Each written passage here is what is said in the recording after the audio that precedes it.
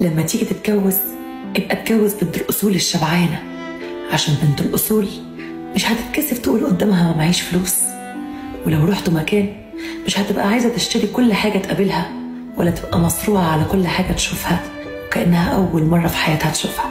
هتلاقي عينيها مليانة باقتناع، وهتبقى مش عايزة أي حاجة فعلا، لأنها حاسة إنها عندها كل حاجة حتى لو ما عندهاش. لما تتجوز بنت الأصول الشبعانة هتلاقي الناس كلها تحبها من غير سبب، لأنها اتعودت تدي ما تاخدش. هتلاقيها في عز أزماتك راجل في ظهرك، مش بتضغطك لحد ما تخرج عن شعورك. هتلاقيها بتسامح وتنسى مهما كانت قساوة الموقف. هتلاقيها مهما كانت بنت ناس متعلمة بتتعلم عشانك كل يوم حاجة جديدة. مش هتقولك بقى أنا مش خدامة عندك زي ما بقينا بنشوف دلوقتي، بالعكس دي هتتعلم كل حاجة حلوة عشان بس تحافظ على بيتها وتكمله بالسعادة والأمان. بنت الأصول الشبعانة مش هتورطك في حوارات أكبر منك لمجرد إنها عايزة ترسم الدور على اللي حواليها.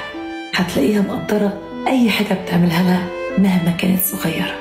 فلما تيجوا تتجوزوا ابقوا اتجوزوا بنت الأصول يا جماعة، عشان دول اللي هيبقوا سندكم بعد ما الزمن ما ياخد منكم كل التفاصيل الحلوة في حياتكم، والصحة تروح والمال يروح، وما يبقاش إلا المعدن اللي لو صدى مش هتقدر تتحمله يوم واحد، لأنه هيكون أكل منك ومن روحك حتة حتة على مرور الزمن، ومع أول سقوط ليك هيلف وشه بسرعة ويجري يدور على حد جديد. وصلت؟